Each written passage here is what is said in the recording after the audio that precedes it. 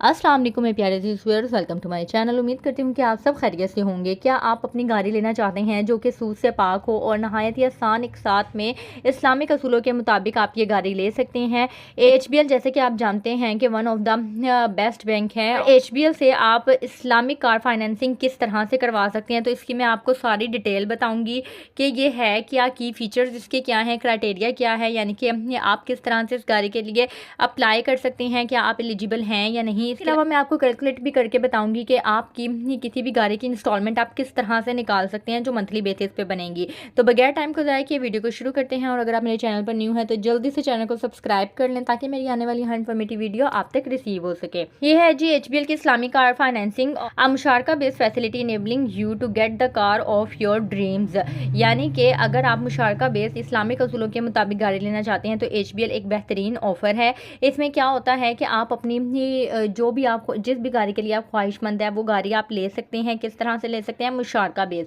मुशारका base facility basically होती क्या है? इसमें जो HBL है, यानी कि HBL की ही मैं एग्जांपल ले लेती हूँ कि HBL गाड़ी परचेज़ करेगा, गाड़ी परचेज़ करके आपको रेंट पे दे देगा। अगर आप 5 साल के लिए लेना चाहते हैं तो 5 साल के लिए आपकी रेंट अमाउंट बना दी जाएगी कि ये आपने अमाउंट हर महीने देनी है, जिसको आप इंस्टॉलमेंट के नाम से जानते हैं। वो टेन्योर कंप्लीट होने के बाद आपको जो गाड़ी है वो आपके नाम कर दी जाएगी। इसका जो ये था इसका ओवरव्यू। अब इसके की फीचर्स देख लेते हैं कि इसके की फीचर्स क्या हैं। सबसे पहले है जी finance new and used vehicle for personal use. आप न्यू गाड़ी भी ले सकते हैं और आप यूज्ड व्हीकल भी ले सकते हैं अपने इस्तेमाल के लिए। इसके अलावा payment new ranging 1 to 5 years vehicle up to 1000 CC, यानी कि अगर आपने कोई ऐसी गाड़ी सेलेक्ट की है जो कि 1000 सीसी तक है या 1000 सीसी से नीचे है तो उसके लिए आप 1 से 5 साल का टेन्योर सेलेक्ट कर सकते हैं। और आगे लिखा हुआ है 1 to 3 years vehicles above 1000 CC. और अगर आपने कोई ऐसी गाड़ी सेलेक्ट की है जो 1000 सीसी से ऊपर है तो फिर आप 1 से 3 साल तक के लिए ये फाइनेंसिंग कर सकते हैं, 5 साल के लिए नहीं कर सकते। नेक्स्ट है comprehensive takaful arrangement through business partner on the HBL panel. HBL panel पर तकाफुल क्या होता है कि ये जो आप दूसरी टर्म में इंश्योरेंस के नाम से जानते हैं, इस्लामिक टर्म में ये तकाफुल के नाम से जाना जाता है, तो इंश्योरेंस भी आपको दी जाएगी। नेक्स्ट एक बेहतरीन फीचर है कि व्हीकल जब तक आपको डिलीवर नहीं हो जाती उसका रेंट स्टार्ट नहीं होगा। यही इस्लामिक असूल है, यही मुशारका बेस है। जैसे अगर आप नॉर्मली लेते हैं तो वो ये होता है कि आपकी इंस्टॉलमेंट स्टार्ट हो जाती है, आपको गाड़ी चाहे 6 महीने में डिलीवर हो, 2 महीने में हो, 1 साल में हो, लेकिन आप इंस्टॉलमेंट कंटिन्यू रखते हैं। लेकिन इसमें क्या है कि जब तक आपको गाड़ी डिलीवर नहीं हो जाएगी, जाहिर बात है कि आप किसी चीज़ को इस्तेमाल करेंगे तो उसका रेंट देंगे ना, तो जब तक गाड़ी आपको डिलीवर नहीं हो जाती तब तक उसका रेंट जो है वो स्टार्ट नहीं होगा, यानी कि आपकी इंस्टॉलमेंट तब स्टार्ट होगी जब आपको गाड़ी मिल जाएगी। नेक्स्ट है quick processing with minimum documents. इसकी डॉक्यूमेंटेशन बहुत कम है। ऑप्शन फॉर पार्शियल पेमेंट, यानी कि आप जब चाहें ज़्यादा पेमेंट करके भी अपनी इंस्टॉलमेंट कम करवा सकते हैं। यानी कि फॉर एग्जांपल अगर बीच में कोई 4-5 लाख आपके पास आ गया, आप चाहते हैं कि ये इसको मैं पे करके बाकी रिमेनिंग अमाउंट की फाइनेंसिंग जारी रखूं, तो आप वो भी करवा सकते हैं। नेक्स्ट है option for early termination of the facility, यानी कि फॉर एग्जांपल 5 साल का टेन्योर है, आपने 3 साल के अंदर ही आपके पास इतनी अमाउंट आ गई है कि आप ये सारा कुछ क्लियर करना चाहते हैं, तो आप इसकी टर्मिनेशन भी करवा सकते हैं। उस बेस पे क्या होगा कि रिमेनिंग अमाउंट का जो रिमेनिंग प्रिंसिपल अमाउंट होगी उसकी कुछ परसेंटेज जो कि नॉर्मली 5% होती है वो आपको चार्जेस पे करने होंगे, ठीक है, और आप इसको टर्मिनेट करवा सकते हैं। नेक्स्ट इसका जो है वो क्राइटेरिया चेक कर लेते हैं कि क्राइटेरिया क्या है। अगर आप जॉब करते हैं तो सबसे पहली कंडीशन है कि the applicant must be a Pakistani citizen, आप पाकिस्तानी होने चाहिए, ठीक है। नेक्स्ट है minimum age is 22 years for booking cases, यानी कि कम से कम 22 साल की उम्र में आप ये जो है वो लोन ले सकते हैं। नेक्स्ट है द मैक्सिमम इज 59 ईयर्स और retirement age which ever is lawyer eight maturity. इसका क्या मतलब है? जैसे फॉर एग्जाम्पल आपने 5 साल के लिए अगर गाड़ी ली है तो उन्होंने कहा है कि मेच्योरिटी के वक्त, यानी कि उस 5 सालों के बाद आपकी एज 59, या फिर अगर आप गवर्नमेंट एम्प्लॉयर वहाँ पे जो भी आपका कॉन्ट्रैक्ट हुआ हुआ है कि इतने साल में आपकी रिटायरमेंट होगी, क्योंकि कुछ ऑर्गेनाइजेशन में 60 साल में रिटायरमेंट होती है, कुछ ऑर्गेनाइजेशन में 65 साल में भी रिटायरमेंट होती है। तो या तो रिटायरमेंट एज या फिर 59 ईयर, इन दोनों में से जो चीज़ कम होगी, जाहिर बात है 59 ईयर्स ही कम होगा, तो ज़्यादा से ज़्यादा उम्र आपकी 59 ईयर्स होनी चाहिए लोन कंप्लीट होने तक। सादा अल्फाज में अगर मैं आपको समझाऊं तो मैक्सिमम अगर आप 5 साल के लिए ये ले रहे हैं, गाड़ी ले रहे हैं, तो आपकी उस वक्त उम्र जो है, लेते हुए गाड़ी लेते हुए लोन अप्लाई करते हुए आपकी उम्र ज़्यादा से ज़्यादा भी 54 साल होनी चाहिए।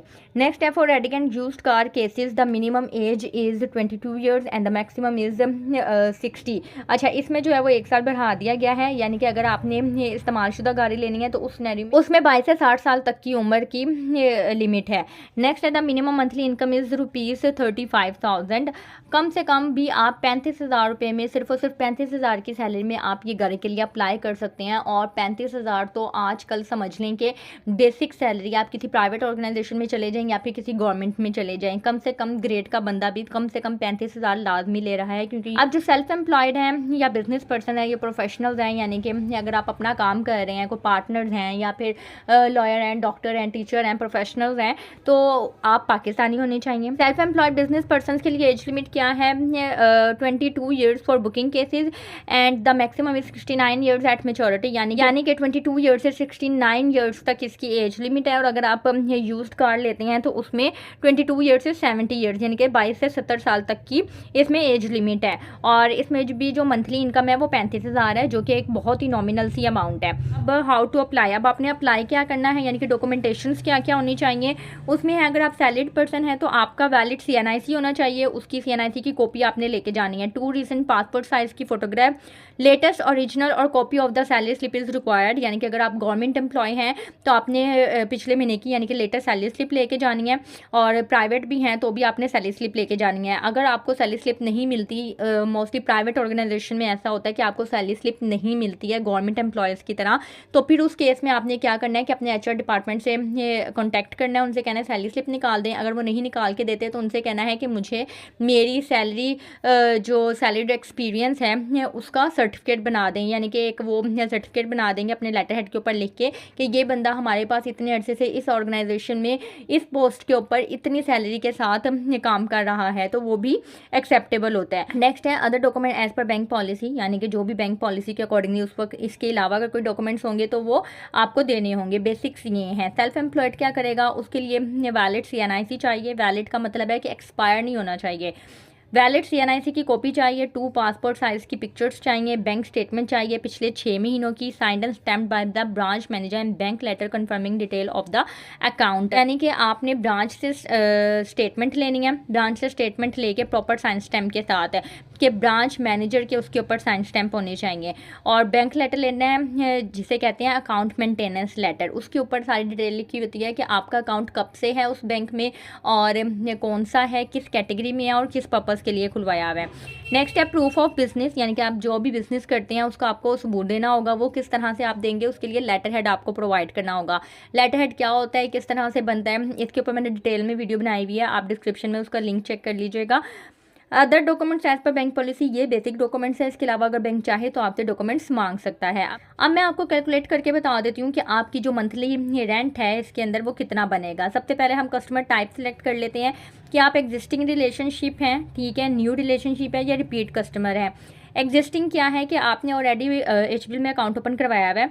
न्यू रिलेशनशिप क्या है कि आपका HBL की किसी भी ब्रांच में कोई अकाउंट नहीं है पहले, उसे न्यू रिलेशनशिप कहेंगे। रिपीट कस्टमर क्या है कि अगर आपने HBL से पहले कभी भी फाइनेंसिंग की हुई है किसी भी किस्म की, तो वो आप रिपीट कस्टमर में क्लिक करेंगे। अच्छा, हम जो है वो न्यू रिलेशन में ले लेते हैं। बुकिंग टाइप क्या है कि रेडी बुकिंग करनी है कि एडवांस बुकिंग करनी है। हमने एडवांस बुकिंग कर लेते हैं। टेन्योर हमने क्या सिलेक्ट करना है। अब अगर आप 1000 cc से कम की ले रहे हैं गाड़ी तो फिर आप 5 ईयर्स तक सिलेक्ट कर सकते हैं, लेकिन अगर आपने वो गाड़ी लेनी है जो 1000 cc से ज़्यादा है तो फिर आपने 3 साल के लिए सिलेक्ट करना है। अब हमने सिलेक्ट किया है जी 5 सालों के लिए कर लेते हैं। फॉर एग्जांपल आप 1000 cc से कम वाली गाड़ी ले रहे हैं। अब व्हीकल प्राइस हम ले लेते हैं सुजुकी ऑल्टो की कर लें। वो आजकल 23 लाख की है तकरीबन, ये ऊपर नीचे हो सकती है। तकरीबन 23 लाख हमने गाड़ी की ले ली। और डाउन पेमेंट जो है यानी कि जिसे सिक्योरिटी डिपॉजिट कहा जाता है इस्लामिक टर्म में, वो मिनिमम 30% है और मैक्सिमम 50%, यानी कि आप कम से कम 30% तक आपको देना ही देना है और ज़्यादा से ज़्यादा 50% तक दे सकते हैं। 50% से ज़्यादा नहीं दे सकते डाउन पेमेंट, ठीक है। अच्छा, ये हमने कर लिया जी, 30% कर लिया कि हमने कम से कम डाउन पेमेंट करनी है।